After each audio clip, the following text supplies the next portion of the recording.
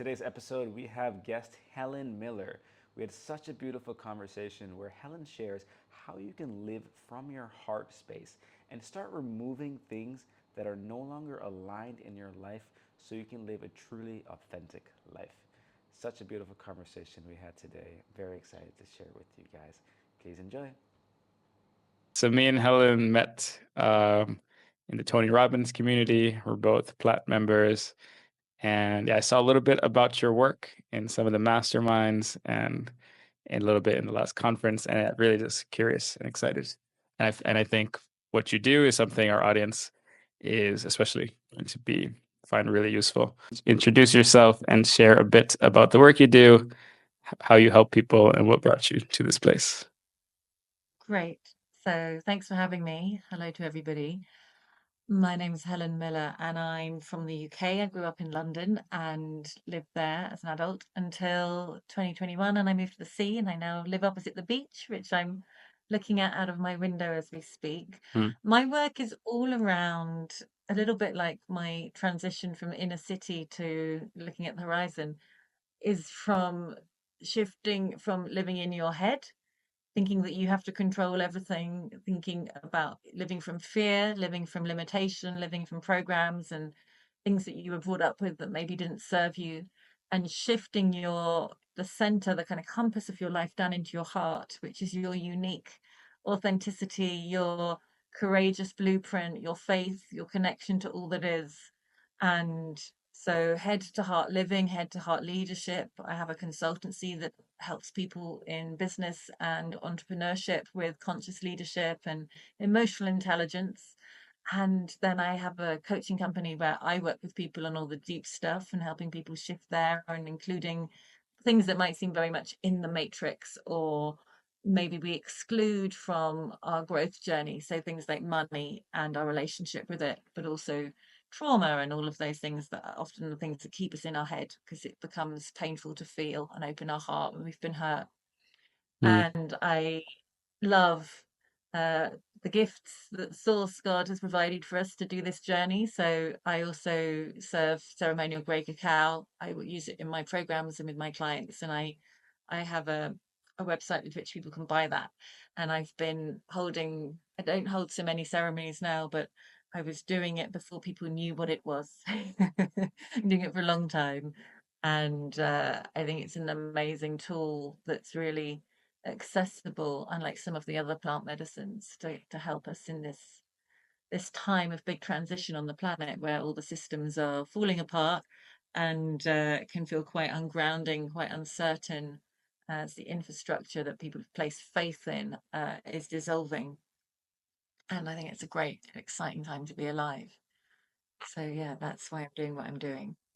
So beautiful. And even just from seeing you through the Zoom, I can just feel you are someone who's very heart centered and you lead from your heart. Hi.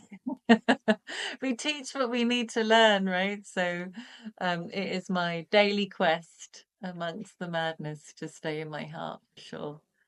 Yeah. But What yeah, a beautiful. compared to where I was earlier in my life, there's been a massive shift. Mm, what a beautiful journey. And before we get into the how of like, how do you actually live from your heart and be more authentic? How about let's just get people to understand why it's so important and maybe they can start seeing it in themselves. And maybe you can share your story of what did your life look like when you were living from your head, from all this conditioning, and now what does it look like now that you live from your heart? So people can see why it's so important to make this shift. Sure. So I was raised by parents who were doing their best and hadn't done the work, to use that, coined that phrase, like hadn't done therapy, hadn't looked at their relationship with their diet, or were in a place where this thing is readily accessible, it makes me feel better, I'm going to keep on doing this to cope with life and brush everything under the carpet. So there was a lot of addiction in how I was raised, and a lot of unhelpful things were told to me about money and that good people were poor and bad people were Mm. rich, and they were atheists, and so I wasn't really brought up with any moral structure, and I was quite isolated as an only child. There wasn't any real family around, um apart from my grandparents who spent a long time raising me while my parents were working, but they died before I was a teenager. So and I was bullied a lot in schools.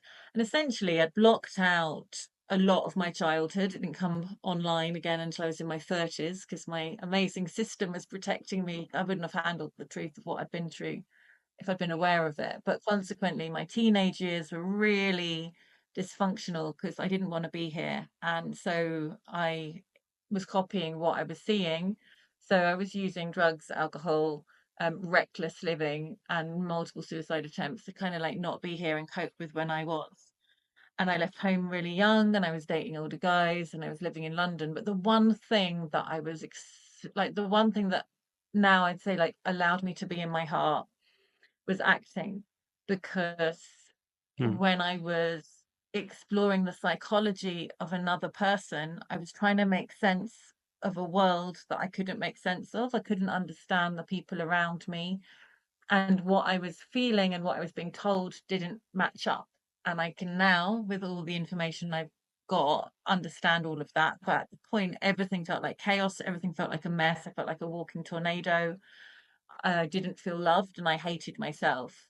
So when I was exploring acting and the power of story, there is the thing about creativity is that we open ourselves to creativity to move through us, and it allows catharsis, it allows the energy to move, it allows the inexpressible to be expressed in a healing way, not only for you, but to be of service of other people. And I was always drawn, had a natural talent for it, and I was always drawn to the darker stuff. And all my friends were a lot older than me, so it gave me a maturity in the roles that I was playing, and that was what kept me on the planet. I felt like a fish in water when I was playing other people, and I felt like a fish on land when I was being in my own body. And that that kept me going. That was the one thing that kept me wanting to be alive. And I then was in my 20s. Kind of my career was going quite well, but I myself was very dysfunctional with my relationship with food, especially, and various addictions. And then on my 26th birthday, my boyfriend, who I lived with, tried to kill me.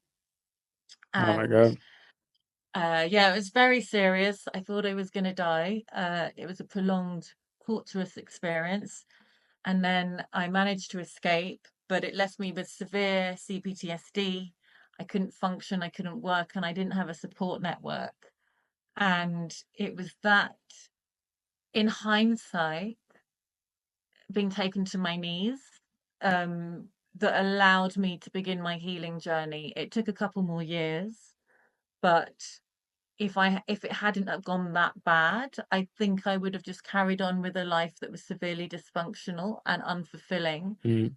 And I think my success or whatever with my career would only have been able to go so far. And Yeah. and so several years later, I found plant medicine and I found Buddhism in the same month.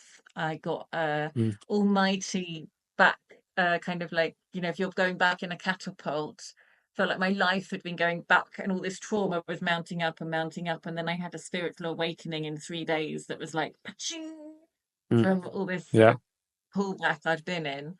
And Seems I like just that said, tends to happen the more pain somebody has. And I guess, yeah, as hard as I imagine that was, it brought you to a threshold where you felt like you had to do something. Yeah, I'm sure you right. Well, it you wasn't the transmuted actual that. awakening wasn't hard. Being alive prior was hard, but the awakening wasn't hard Hmm. because I was so um discombobulated. I felt like Yeah. I stepped onto the little platform in Star Trek where they say "Beam me up, Scotty," and then they go all pixelated. I'm aging myself, but the TV show, you go all pixelated before you land somewhere else on the ship or in another planet. And it took me about 3 years to land somewhere else. But in those 3 years, all the parts of my life that had been my routine and my habit, like going to the pub, hanging out with certain people, I wasn't able to do those things. First of all, I wasn't able to do them with the post-traumatic stress. I couldn't be around people, and then I couldn't. And also, it was in international press, and so people wouldn't hire me, and there was a lot of stigma and stuff around everything that happened. And then I was this new person, and I didn't do yoga. I didn't know what crystals were or a chakra. Like I had no framework, and then I was deep, Hmm. deep in plant medicine. So Mm. I felt like the odd one out. And that beautiful journey was taking me into my heart. And because I'd felt so unsafe in my life, I was very much in my masculine energy, not language I used at the time, but I was fighting the world, I was fighting myself. I never felt safe to receive. And so living from my head, to come back to your question, felt like trying to push a boulder up a mountain. But Mm. it was so heavy that I was just putting my entire life force in trying to make things happen, make money, have a relationship, have a career, be happy. And I was failing at all of them because I was just treading on the spot and not going anywhere, and had this huge Wow. weight against me. And I was looking around at people kind of like having relationships and starting to get mortgages and have some financial, abundance, and start to look at having kids. And I was like, I mean, what am I doing wrong that they've got Mhm. flow and this? And it was, in hindsight, everything that I'd grown up with blocked out. My mind had blocked out a lot of abuse, a lot of things like that, and consequently, I now feel that all of the work that I did to heal, to clear, to get perspective, to have to expand my ideas about things and seek in, use the word seek lightly because it can be a trap if you're always seeking, but to search in texts and try to grasp why and creator and find a framework that not only made sense to me psychologically, but I felt was true in my body, Mm. to be able to then realize that actually I was so much happier, freer, clearer when I had that knowledge and was strong enough to hold it. Yeah. And that journey, because it took years, of trying things out, of seeing how my traumatized body was in, Bikram yoga, or how it was in breath work, or how what plant medicine did to me. And there was no rule book, there was no guidance. Everything's much more out in the open now, everything's much more accessible. Mm. And it was years of doing that, wandering and exploring, that allowed me to really anchor down in my heart. And then the second part of that journey was then working out how I could help other people, because I'd healed so much, came Mhm. off all the pharmaceuticals I was told I'd need forever, and various other things, diagnosis, infertility, etc. And that Yeah. then share that with people. And so Yeah. my work is Beautiful. giving people the space to find what's going to work for them. I mean, I have a huge toolkit, but we're all different. And I think one of the most healing things that has helped for me is being witnessed and loved by somebody who needs nothing from me and isn't trying to make me anything for their own agenda, and is Mm. purely there. Yes, I'm paying them, but is purely there to support me, find me, and be the best version of myself. Mm. So Interesting. my journey is now what I help other people do. Yeah. And before we get into your specific work, I'm really curious. You said a big churn for you was doing plant medicine and Buddhism. Can you go a little Yeah. bit deeper into how both of those have helped you? Yes. So I did so many things at the same time. It's hard to really dissect what did what. But Right. Yeah. plant Yeah. medicine gave me cut through reality and showed me the deeper, truthful reality that everything we see is maybe 1% of what's really going on. It allowed me to access locked up memories. It allowed me to clear, do a lot of healing that is non-verbal, and reconnect with parts of myself that I'd locked up, that I'd frozen, and feel held. And it felt like really the truth of me lives outside my brain, right? I thought my Mm. thoughts were truth. I thought that was reality. And plant medicine gave me a space to watch my thoughts and really know the truth of me without my thoughts, like, and be able to see what is a lie and what is criticism and what is cruelty that kind of runs on the radio station in my head, so that I could then choose to believe that or not, rather than running the mantras of I'm a terrible person, I hate myself, etc. And the Buddhism was life changing because it's a chanting practice, so it's very invigorating and it's very activating. It's not just a conceptual practice. And it gave me a huge sense of empowerment, and that there was something that I could physically be in charge of and do on a daily, multiple times a day basis to shift my mindset, shift my mood, shift my energy, change my state, to use Tony Robbins' language. It also put me in touch with a Sangha, a community that's worldwide. That at the point as an actor, I was traveling a lot, in different countries a lot, but I didn't know anybody. And yet I could meet people who had the same language or not, and we could chant together. And we were meeting in heart space, we were meeting in soul space rather than personality space. And consequently, I met loads of people I would never normally have met. And I then was able to move into a leadership position quite quickly because my faith was extremely strong. And then I was supporting hundreds of women around London with their faith and their difficulties. And the combination of what I was experiencing through plant medicine, that integration, and then the Buddhism to really anchor myself and give myself a kind of spiritual spine in what is a very fluid plant medicine space, was an amazing combination. And I've actually left the practice now. I pray twice a day. If anything, I consider myself more a Muslim than anything. Although if you can see the video, I don't wear a hijab or anything, but I definitely believe in one God that has created everything else. Um, Mm. and I think I always pray to the highest that I consider that God to be. I think we're all talking about the same God ultimately. Mm-hmm. Yeah, in my journey. Yeah, really curious to. I mean, something I'm always just in my own journey so deeply passionate about and curious about is people's experience. Connecting with what's beyond yourself and connecting with your true self. Really self-realizing. And you mentioned, from plant medicine and Buddhism, you've discovered some deeper truths of who you are. Yeah, really curious. What are some of these deeper truths you've experienced about yourself and about this whole experience of life?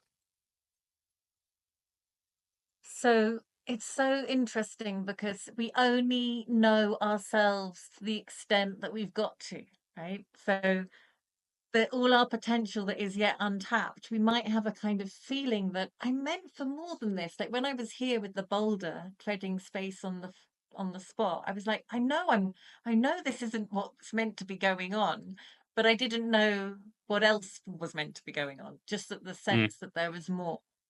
yeah. And my first ever ayahuasca experience, I was taken into what felt like sewers and hell and rats and stuff. And it's my first image and visceral experience. And then there was this sort of flash of light, and I saw this woman whose face I couldn't see. But the idea was, I felt very strongly like that's like the potential that I hold. But this is where I currently am. It's kind of the contradiction of the contrast of the journey. And Yeah. I think the more that I feel that the more that I am following the whispers and the illogical nudges of go here, do this, invest in Mm, that, even when it makes no sense, no financial sense, um, to the more of myself unlocks. And even sometimes that's a painful journey.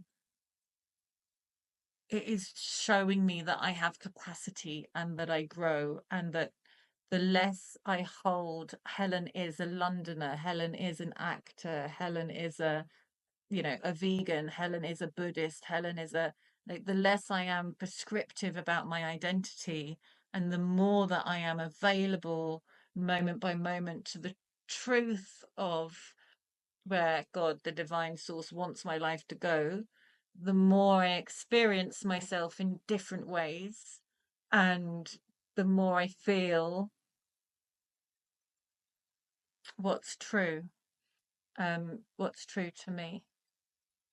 mm, And then I'm quite clear when I'm off. I'm now years on this journey, like very clear when I'm off my path, because mm, it feels like it's back in the old days of me pushing a boulder. It feels like it's coming from my head. and I should be Mm. doing this, and algorithms say I must be doing that, and this, Mhm. this teaching about growing a business or whatever says this, but actually my heart says, wait, wait, wait, don't move. Watch, all the things seem to be falling away. And then, like bamboo, which you water for 5 years with no growth, that grows, so rapidly in a month. Like Mm. trusting that walk of faith, which is only, I feel we only, when we're walking in faith, we can only get shown a footstep at a time.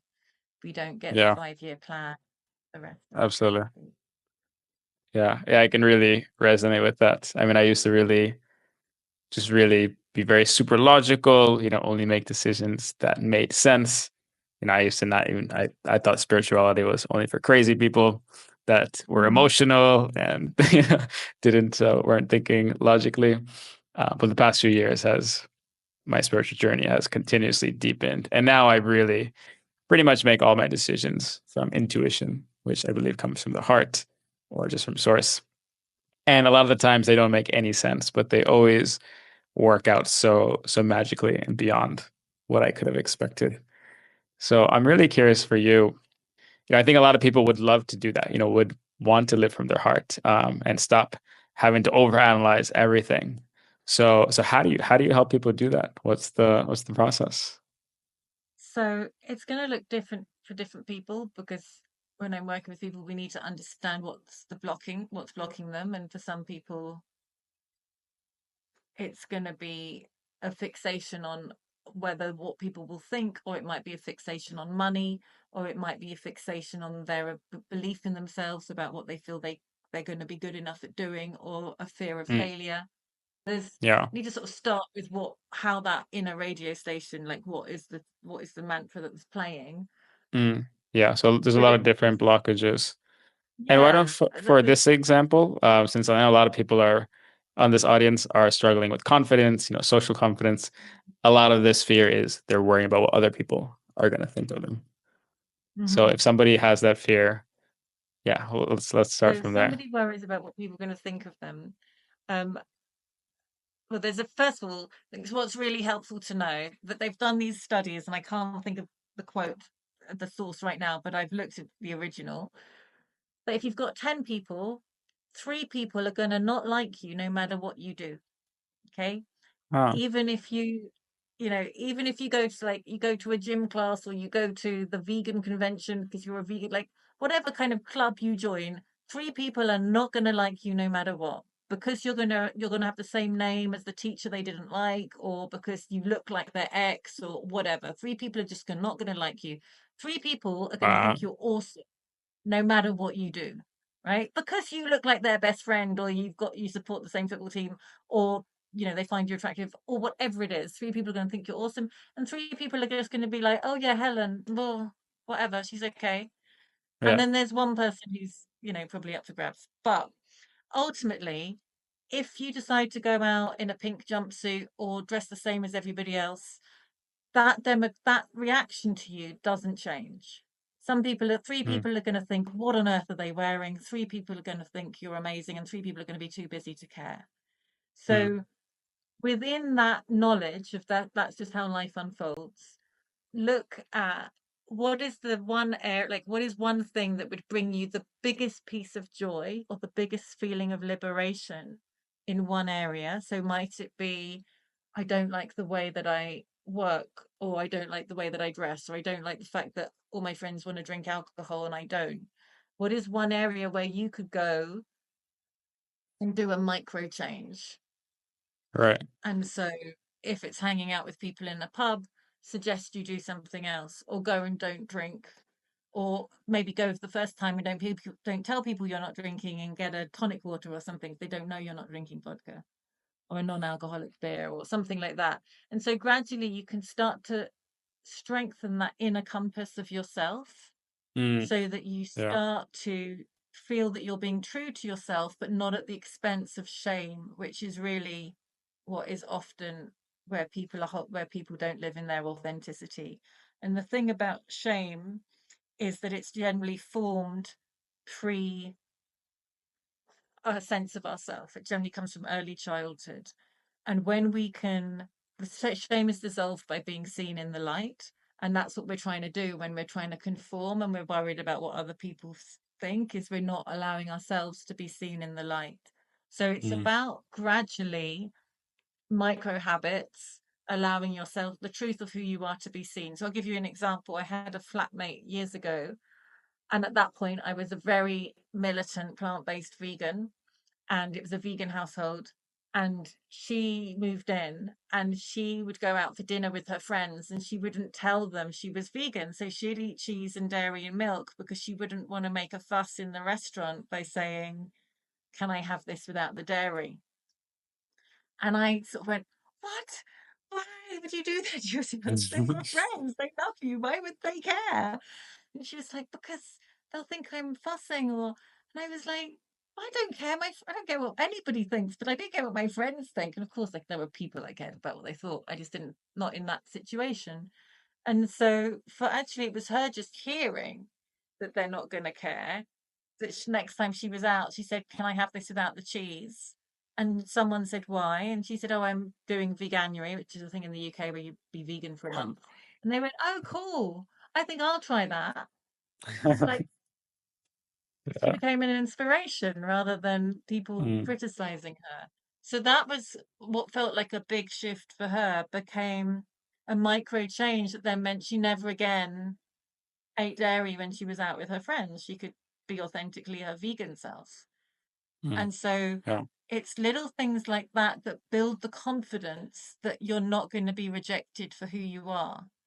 And I think it's also about realizing we often live with blinkers on, that we only see a small option of what's available to us in life. And so Mm. it's about thinking, well, I have to be friends with these people, or I have to stay in the same friendship group, or that's what's known. So the more that you can put yourself in situations where you're growing, where you're meeting new people and doing new things, even though when we're out of our comfort zone, that can make us feel insecure, the more gently you can do that. So maybe it's going to work in a different way. Maybe it's sitting in a different place. Maybe it's deciding to try a new class or a new group, or going on, I don't know, those, instead of dating apps, there are also friendship apps, something like that, where you're meeting new people. And any kind of preconceptions of who you are, you can introduce yourself as that part, like, so I am the vegan Helen, or rather than the vegetarian version. So you can live more in your authenticity without worrying, because what a new person thinks of you holds less Mm. judgment than the people you've grown up with, who perhaps you've always been, in a sense, masking with. Right. I really like how you framed it of kind of little micro challenges to show your authentic self. And I really believe the our true authentic self really is just so much, there's so much light in all of us that's being masked by fear. And once you start to show it, it's naturally going to just attract people, inspire people. Some other people might not like it. Um, but I think it's great for people to do it in a micro way, in a way that they can Yeah. handle it, so they can have more confidence to do it again. And I think the more we stay true to ourselves, who we are authentically, that is really what builds deeper inner confidence. And to add to that, I think we are so self-critical that we are focusing on ourselves a lot. But actually, the more, um, like whenever I feel like imposter syndrome, something I'm running a workshop on this summer, is like, actually, if I focus on other people, like how can I build them up? Like if everybody's running around with loads of fear that they're not Mm. enough, and Yeah. they're not lovable, or their bum looks big, or they've got a spot, or whatever, like that that how can I make someone else feel more comfortable? How can I find out more about somebody else? How can I, or even if it is, I don't have the confidence to speak to anyone, but at the end I'll say thank you to the teacher, the yoga teacher, whoever, and plant a seed of, oh, I hopefully made that person's day happy, rather than Mm. what are people doing to me, and putting yourself in a position. It's actually, what am I here to give? What can I do to make things better? And often when we're Yeah. in service, that is where most, like for me, that's what really unleashed my authentic confidence, because I got to see how I could contribute and help other people. Right. Absolutely. I recently had a coaching call with the Tony Robbins coach. And yeah, it Hmm. was really just about that, where I wanted to have more clarity in what it is to be a leader. And I had the realization that the times I feel most like a leader is when I'm not thinking about myself, when I'm just thinking about the people I'm helping and just being very selfless. And the times I'm feeling insecure being a leader is when I'm trying to like look like a leader and act like a leader and like, be a leader and take charge, but without really doing it from a place or intention of wanting to help others. So I think yeah, so Yeah. much of fear and any self-doubt it just goes away when you stop being so self-conscious. Yeah, I think it's really, really And powerful. all the best leaders I know are humble and are looking at building people up because they're looking to inspire people to become leaders themselves rather than the old paradigm, which is like power over, like do what I say and I know everything. Um, but actually, like people want to follow people, maybe not follow is the right word, but people want to work with people who are who they can be feel related to, and they can see their vulnerability and their humanity, but also be inspired that they are doing things despite those human frailties, not because they don't Mm, have them. yeah, exactly. That's something I still struggle with is being able, it's something I definitely do in when I'm coaching people or, when I'm facilitating, but in like everyday conversations, it feels like a lot of times I feel like I could offer some more help, but something is like blocking me from sharing it, because sometimes it feels like the other person maybe isn't asking for it or it's Mhm. uncalled for. But yeah, that's something I'm trying to let go of and just get more in the mindset of, if I have something actually to offer and help somebody, I should share it out of service to the other person. I guess Mm. there's, I think that's really key. And I think, definitely when we learn something new, we can be so enthusiastic, like, you must try this. It's amazing. And I know that Yeah. I've done that so many times because I'm an explorer kind of person. So I find a new thing and I want everybody to know about it. Um, and now I hope with some wisdom, uh, that I'm better at maybe either maybe dropping that information through a story so that if people are interested Mm, they can then ask me, or I can say, hey, I have some ideas around this, would you like me to mm, suggest them? Because I a friend of mine who was also a coaching client, and then we were on holiday and she'd had a drink. I don't drink. She'd had a drink. She was telling me some things, and then I was talking and she said, Helen, are you coaching me? I was like, no. Oh, shut yeah. up. You live your life. Have your drink. Let's look at the stars. Sorry. Yeah. But I it's love how that, you said about stories. I think stories is such a powerful way because one, you're just sharing about yourself and an experience. And yeah, I think people learn so much when you can just share your own experience through a story. So I think that's a great way. yeah. Yeah. All right. So Ultimately, we're only going to change when we're ready to, and yeah. you know what's best for us most of the time in the long run. Mm, yeah. All right. So we talked a bit about so if someone wants to get deeper into their heart, first it sounds like you go and find the specific blockages in ways that they're not living authentically or aligned. What else do you do? What else is the kind of the process to guide someone to live deeper in their heart?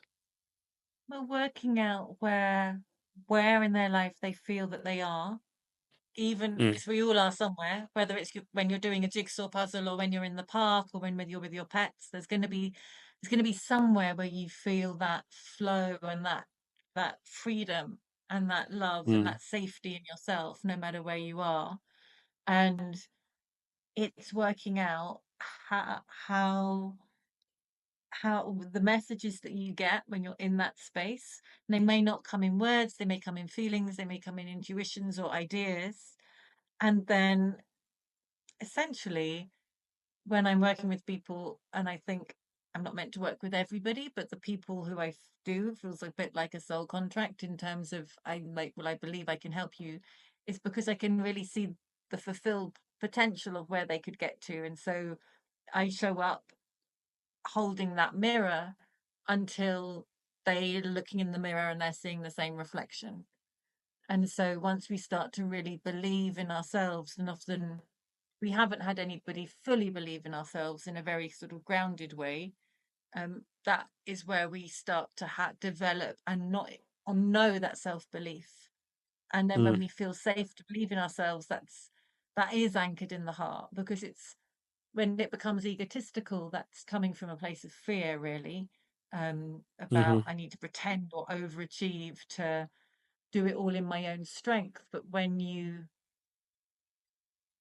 I think for me, it was about really finding a connection to source, to God, the fact that actually I have been created.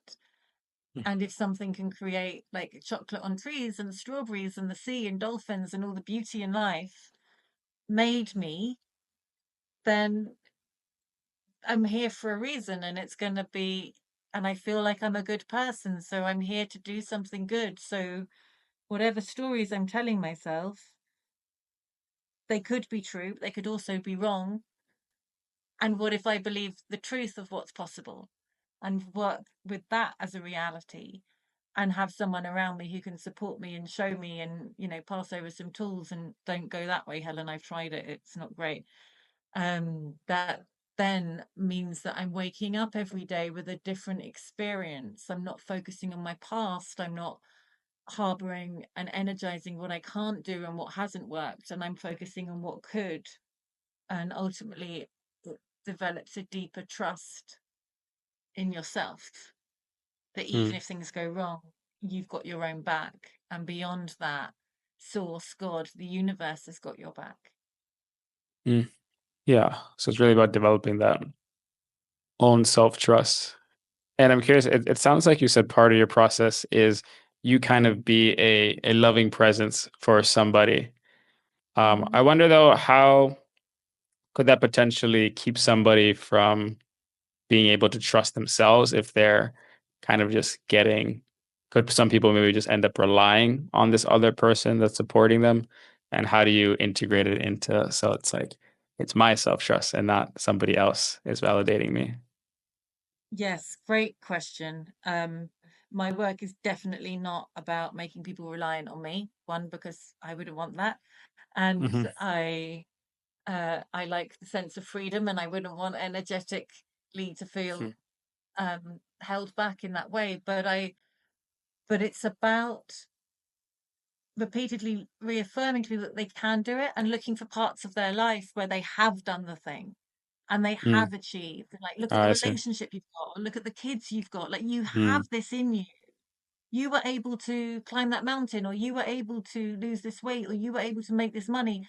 This area is just a new learning curve, and here are the tools. And it's Mm. about allowing them definitely finding it in themselves, and they're being there to support them if it doesn't go the way they want Mm. it, keep their mindset in the right place, and be someone who is firmly like with them in the ring, but not, maybe a boxing ring isn't the right analogy, with them in the boat, but isn't doing the rowing for them, Mm.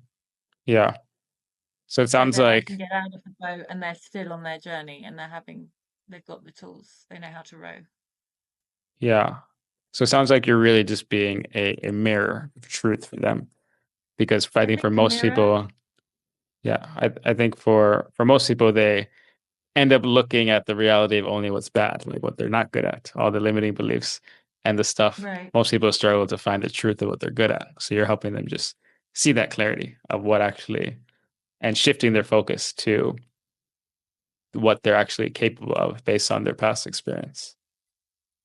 Yes, and I'm also really clear that all the results that people get are between them and God, and between them and source.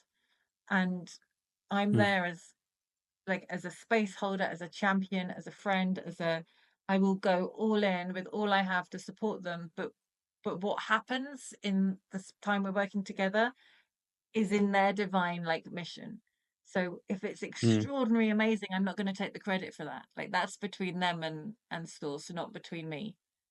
Mm. Like my job Yeah. is just to be in my authenticity, go all in, believe in that person, do everything I can. But it's, you know, the results I see are extraordinary, but they're not always logical, and they're not always, and they don't work in the same way with everybody. Like there is a divine grace and alchemy that happens when people have the courage to step up to say yes to more of themselves.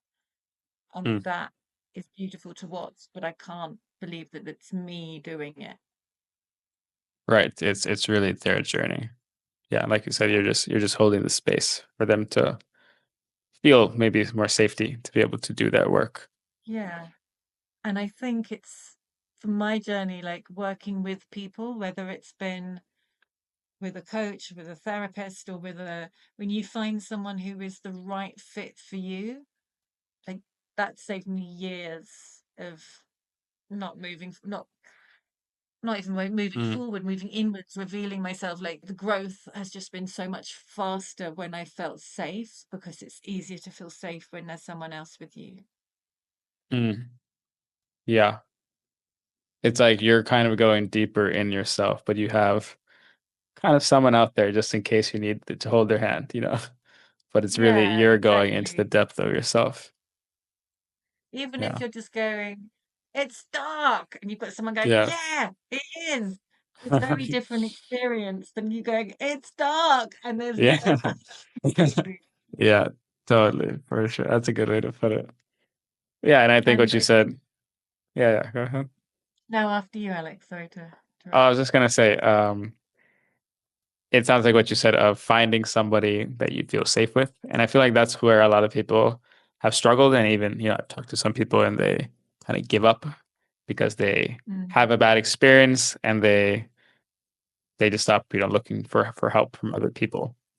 Can you share a bit about that? Like just how do you know if it's the right person? And what did that process look like for you? Like, did you try multiple people until finding the right person for you? Yes, and I've been burnt many times. So at the beginning of my journey, because I had no understanding of like the spiritual world or the religious world, or anything that wasn't like me and my mates in the pub, essentially, I Hmm. didn't know. I believed and trusted that everybody who was doing healing work was an enlightened, great person. Mm. And so I believed and swallowed in the total naivety everything. And Mm. and also I had very low self-esteem. So I thought, I know nothing, I am nothing. They're all amazing. Look at their glowing, radiant people. And so when they miss them, when their humanity showed up in their its like darker side, I felt a lot of sense of mistrust, and then a lot of shame about myself for having trusted people and not seen things which mirrored a lot of dynamics I'd had prior to that sort of seeking space. um but what it did, the benefit of all of that misplaced trust, was it allowed me to stop putting people on pedestals, which had been a pattern, and Mm. it allowed me to trust more of my intuition, because sometimes I would override that and sort of tell myself stories that, but no, but they are a yoga teacher, so I must be wrong and they must be right and I must have been, and actually realize that I have power and agency and I don't need to stay in somewhere that doesn't feel right for me. And I, and in fact, a lot of my practices I stopped because I realized it's not the modality, it's the consciousness of the person using the modality that is going to equate the level of healing you get. So it's not Mm. the gong bath in itself, it's not the breath work in itself, it's the person holding that space that is the conduit to how deep you can go a lot of the time. And so, Mm. um, so when that became clearer, then my immediate sort of experience with people became very clear sort of litmus tests. And some people would say, oh, you must work with so and so, and I'd check them out on their video on their website or whatever it might be, and I'd just think, no, not for me. But that doesn't necessarily mean they aren't doing great work. It just means they're not doing great work for me and my energy and what I need. And I Hmm. think it's about moving out of necessarily course, there are some people who are breaking sort of code of good and bad behavior or ethics, but a lot of the time it's just about personal fit. Yeah. And in the same way as your friendship group is people who are fit you or don't. And I'm Mm. not everybody's flavor and not everybody's my flavor. So it's kind of taking the judgment out of it and being Yeah. exploratory. And also now I just really trust my intuition. And Mhm. there are some people who I've worked with for years, who I just go and see every now and then, but I know we have a shared history and there is profound integrity, and integrity is what I'm really looking for. Mm. Yeah. And just a question there. So it sounds like you might see somebody, they could be doing good work, but something is telling you, it's not right. Can you dive a bit deeper into that? Is that like a feeling that you have, when you talk about intuition, for people Yeah, listening, it, it, how it, do it's they generally do that? a feeling. It's Yeah. generally a feeling. It's a little bit like now I know that it's that I'm getting a flavor of their energy if I see a photo or I see a video. And it's also about maybe how they're positioning themselves, about whether they are the authority or if they are a support system, or if there's an openness to the way that they present. um Also sort of looking at whether, I think it's mainly a feeling, and I guess this is also why like brand and culture and vibe needs to reflect not just what people think is going to sell or attract, but really needs to reflect the authenticity of the person that's doing whatever it is they've Hmm. chosen to share in the world. And so if I can feel there's an authenticity, so there are some great practitioners I know whose modalities I have no interest in, but I can feel their authenticity, and I can feel they're walking their talk and living their values. So I can Hmm. totally respect everything about them, but just think that's not for me. And then there are some Yeah. people who I think maybe have a lot of money or a huge following or whatever, like have some prestige in some level, but I'm not feeling that as authentic. And so they don't resonate for me. Yeah. And just a question there is like, how do you know? And I think this is really just about intuition. How do you know that this feeling is based on your intuition, that the other person is not authentic, or it's not just based on some like past conditioning that, this person had looked like your ex, and that's why your brain was like, Yeah. oh, this person is not good. I think it's come from years of like just recognizing it, and years of making mistakes, and years of overriding it, or mates going, "But we Hmm. must, and they're amazing, and everybody says," and going, "Oh, I shouldn't. I knew I shouldn't. I should have just trusted it," Mm. or that FOMO or whatever it might be, fear of missing out. And Yeah. so it's from trial and error, but I also think it's about maybe asking yourself, what are you actually looking for? Like, what do you need to feel that you're not currently feeling, which is why you're seeking a modality or a person or a healing or a community. And when you're looking at that website or that video, or how does it make you feel when you're absorbing that information? And does it Hmm. make you feel safe or seen, or does it make you feel like fear because it's running out or you don't have it? Or Mm. and do you feel that you would feel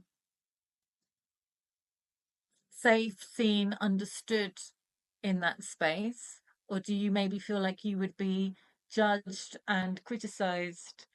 Not your internal monologue, because sometimes, like, we turn up places and we have that going on, but that's our stuff. And I think, and then there's the other stuff of like looking at reviews and looking at maybe, I don't know, their values or the sort of language they're using. But really, I think it comes down to, what do I want? What do I need? Why do I think that's going to give it to me? Mm. Yeah. And then And feeling into that.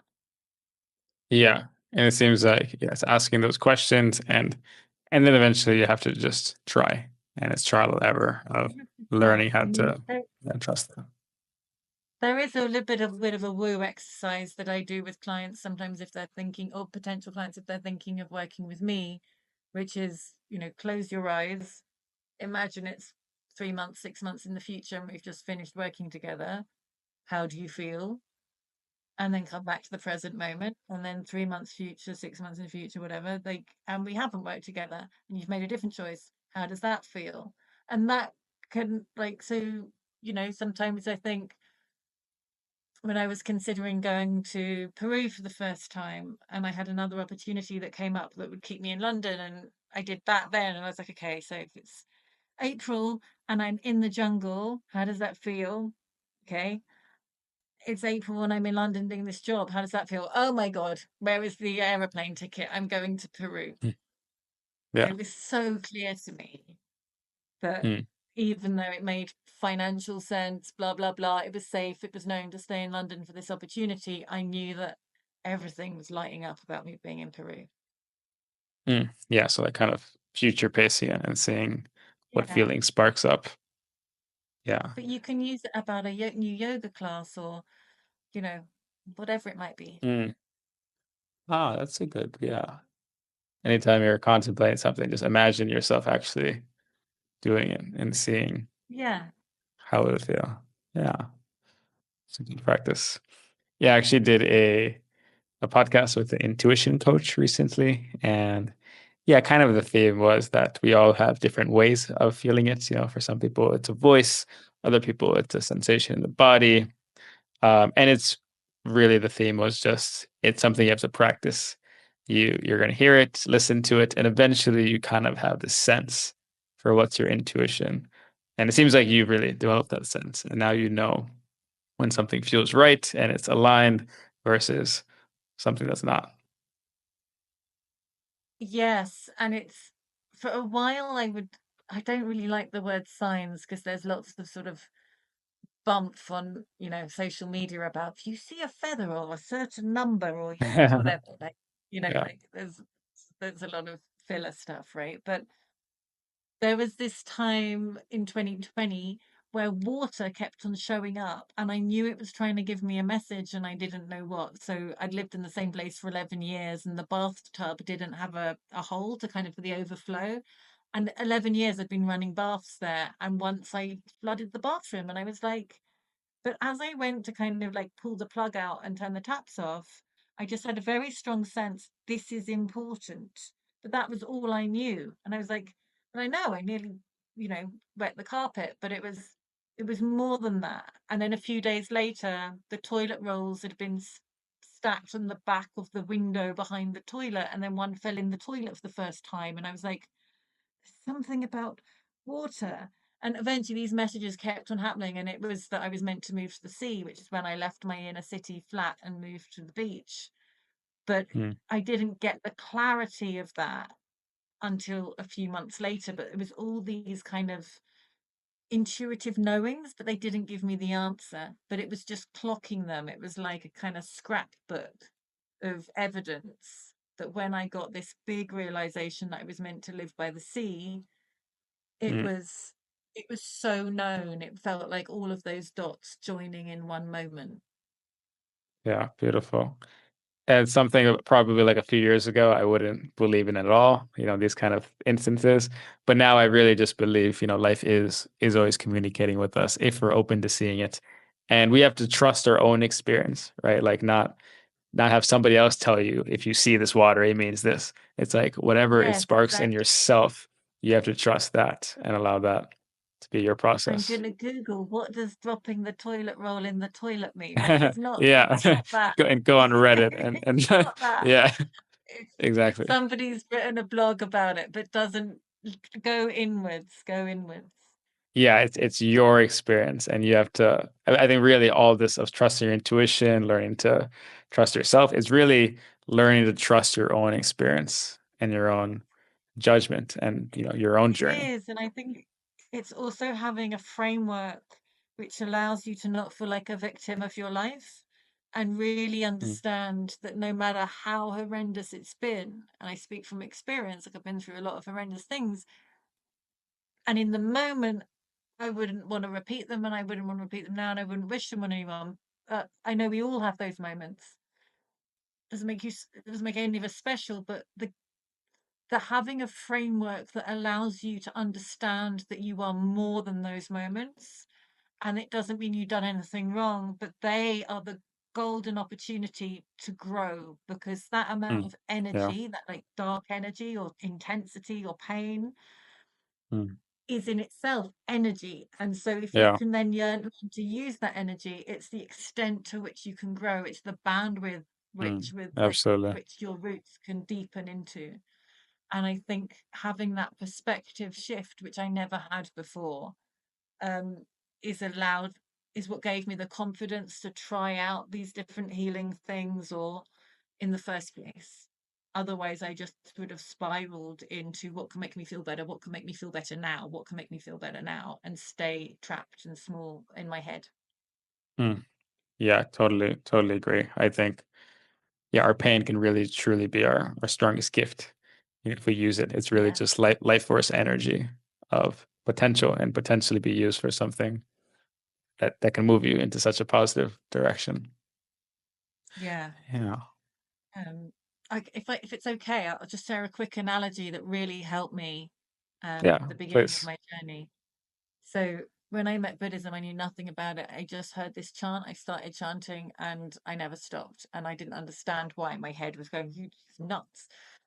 But I turned up at the Buddhist center, and I didn't know anyone, and I felt really embarrassed. And I was like, I don't getting it wrong. I don't know these people. They're all weird. And I sat at the Mhm. back, and I was chanting, and I was probably getting the words wrong. And at the end of this like chanting session, someone turned around and said, "Oh, are you new?" And I was like, "Oh, I got it all wrong." Yes. And they went, "So the thing about Buddhism that really helped me is that it's like going down to the beach with a surfboard, and then most people like they get in the sea, and then they want to surf, but they get really angry that there are waves, and they get really angry that they are wet, it's wet. They go like, why is life happening to me? Why is this happening to me? Why am I getting a wave? Why am I?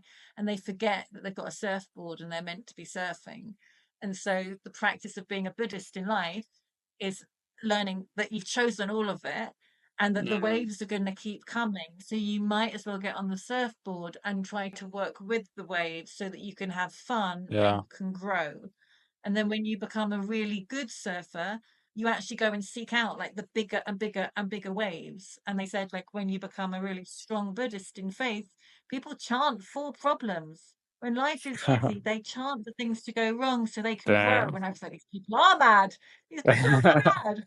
But I carried on, and I now get it. I don't necessarily pray for problems, but when I Not yet. things do happen, I do at least have like the chink of light, like, okay, like, or as Tony Robbins would say, a worthy opponent, right? Like Yeah. somebody who's gonna make me grow to be a bigger version of myself, because I'm not getting taken down by this. I'm not gonna go under the waves with this. Yeah. Beautiful analogy. And I think that perspective shift is something I had a few years ago, and it was definitely a huge pivotal moment of my life when I just really truly believe that everything in life is happening for me and is a gift. Hmm. It's all for me. So fully embracing it. And yeah, it's all opportunities. It'll completely shift somebody the way they interact by having Yeah, a belief like that. Yeah, yeah, absolutely. Beautiful. So it sounds like we got, for people listening, a lot of different ways to help people to get deeper into their heart. One is finding out what's true for them and authentic, that's aligned, and starting to slowly let go of the things that are inauthentic, staying true to themselves and doing the things that are more authentic to themselves.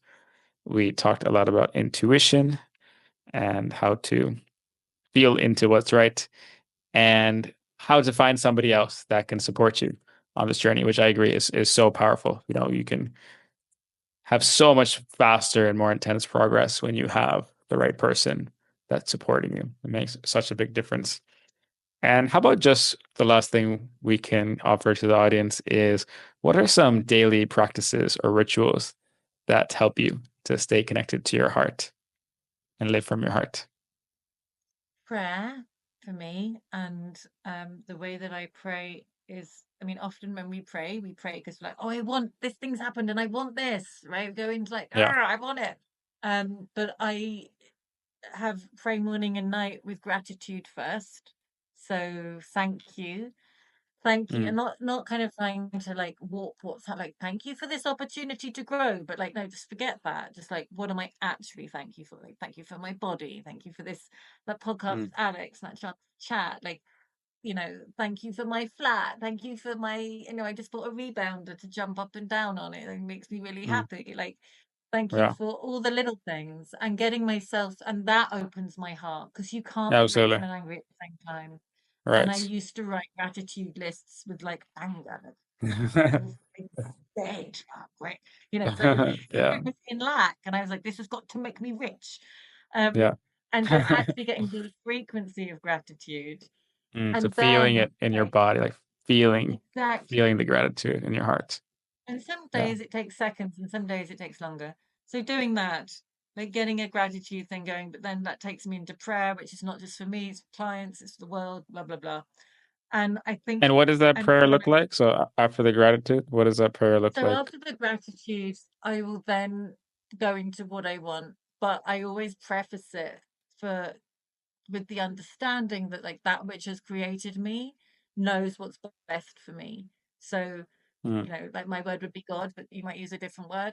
Like, dear God, I would love it if I got this money back, or I would love it if I met my beloved husband, or I would love it if I, had a child. All the things that are in my, my consciousness at the moment.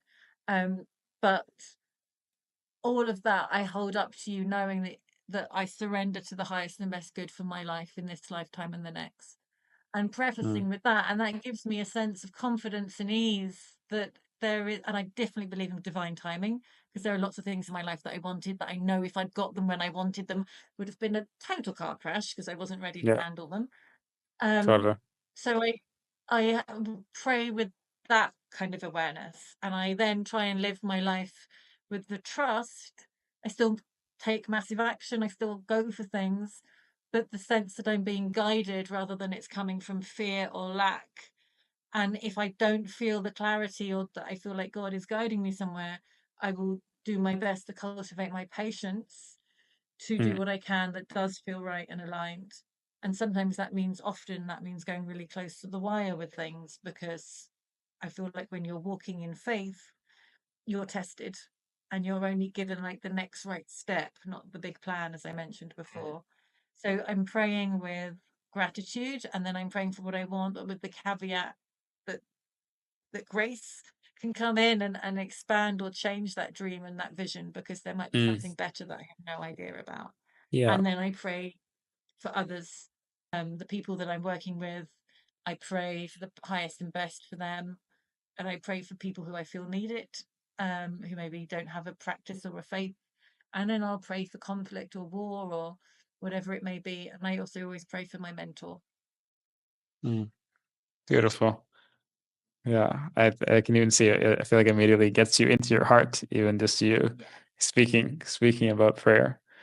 And it sounds like when you're asking for things you want, it's really like an intention of what you think would be, a beautiful creation. But you're not like clinging to it so strongly. Like I need to have this. I think you're kind of saying like this is what I think would be beautiful to create.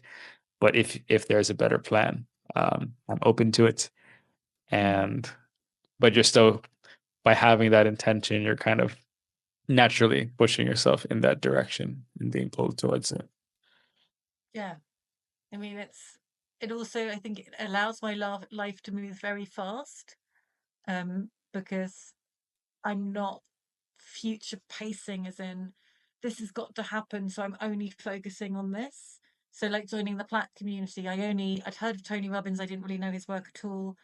And Hmm. then suddenly my prayer was a lot of things in my life left very fast a few years, like a year ago, just over a year ago. And then I heard of Tony Robbins' work, and then suddenly I joined the Platt community immediately, because Hmm. I felt God going, do this. And I was like, this is a huge commitment. Okay. And I didn't know the why, I didn't know all the terms and conditions. I just felt the presence of God guiding me here. And so now my life is very different than it was last year because of everything Mm. that comes with this. So it's like a day, like the prayer day by day guides my life day by day. Mm. Yes, it's not something you're clinging to, like kind of Yeah. long term that it needs to happen, and you're staying open to whatever life is Yeah. presenting you. Yeah. Yeah. And living like that for years has meant my life has changed extraordinarily. There's been huge growth and huge benefits to that. It's also been like huge moments really like testing testing Hmm. my faith. But it's been a, at the moment it's a great day. It's been a beautiful adventure.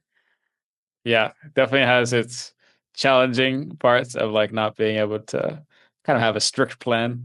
I mean, you kind of have, Yeah. imagine a vision, but you know that it could all change tomorrow. You know that if your intuition tells you or something aligns up perfectly, you kind of, it sounds like you're going to end up doing it that way. So things can Yeah. change.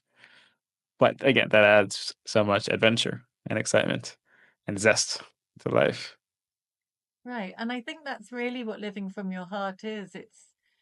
It's having the confidence that the no, not even confidence maybe like, but the knowing and the trust that there's something just much bigger going on here, Mm. and it is all going in a good direction, even if that means doing that before. Yeah. But it is ultimately, because there Yeah. is more love on this planet than hate or fear. Like it is what Mm. creates life. And the Yeah. more that we can get into the flow of love, the more life we're experiencing and the more life we can give and contribute to life. Mm. Yeah.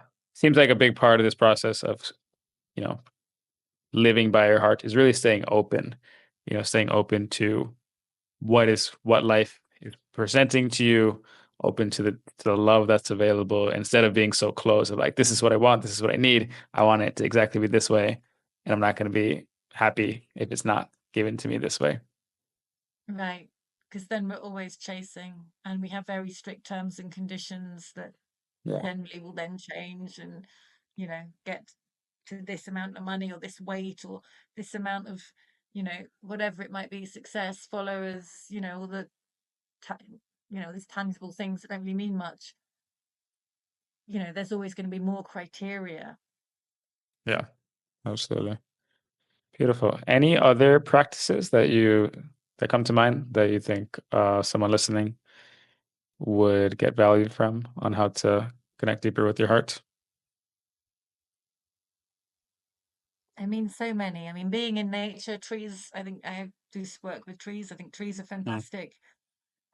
For me personally, I have an affinity with water, being in the sea, being Mm. in environments where I feel free. So nature really speaks to Mm. me. I find breath work extraordinarily helpful for shifting energy and trauma when I feel weighed down by stuff that is non-psychological. Um, and I think having a coach, a guide who can help you with your sort of day-to-day existence so you don't feel alone and lost with everything, who Yeah. aligns with your values and your belief system, prayer, and surrounding yourself with information that is nourishing for you on all levels, like whether it's podcasts or it's a certain amount of like I might need to learn a skill about AI or whatever, but it's really about the majority of what you take in, like food, substance, energy, information, being things that nourish you, mind, body, and soul, not just Mm. your thoughts or just your Yeah. knowledge. Yeah.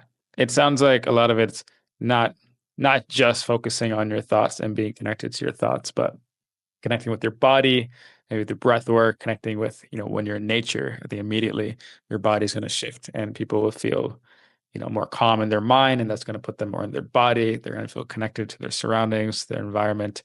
So it sounds like a lot of it is learning to calm the mind and do practices that get you out of the mind and back into your body and back connecting to the Yeah, things and around you. also allow the body to.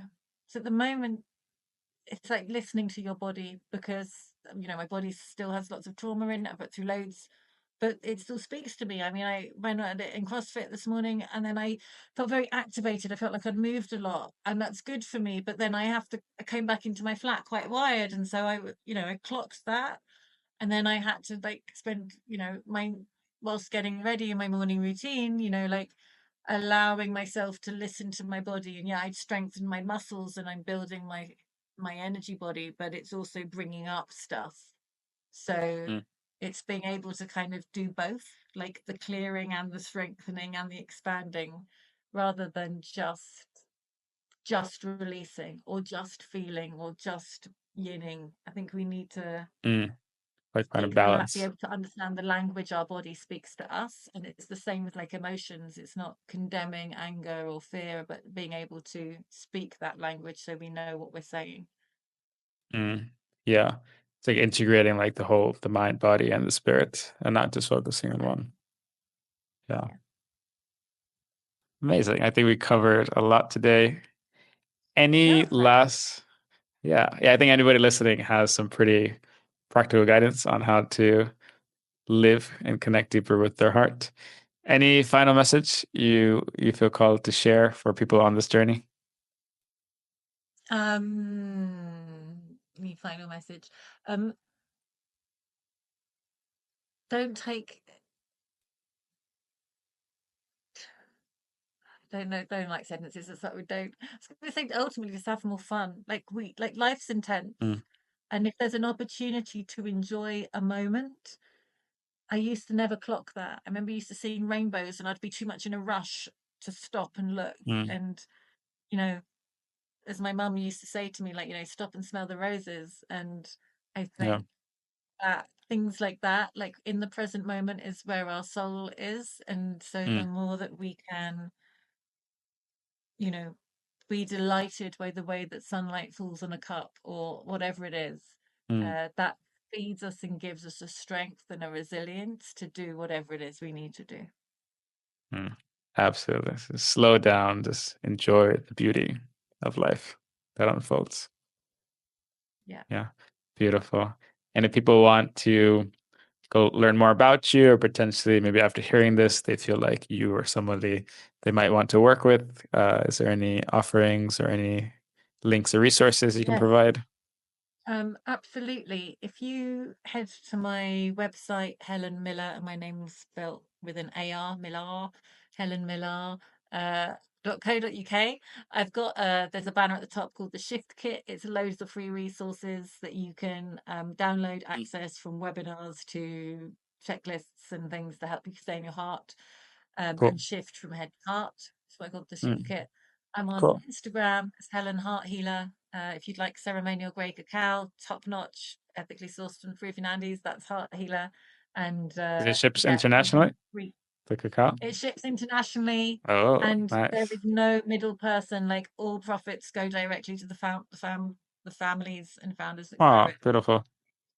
Divine, it's divine, divine, and yeah, and I've been working with that particular plant medicine since 2019, and there's great integrity end to end, Oh, and cool. I'll I check that out.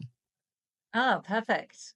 And the other, just finally, that if anybody does want to work with me, I do have programs and courses and offer one-to-one work. But the best thing is to book a discovery call with me because I don't I'm not interested in just signing people up. Like it's about a fit and I have to believe I can help somebody. And so we can have a free, you know, quick chat and then go deeper if you need to see if that's a good fit. And you can book that on my website. Awesome. All right, we'll leave all of those in the show notes. All right, thank you so much, Helen. It was so beautiful to have you today.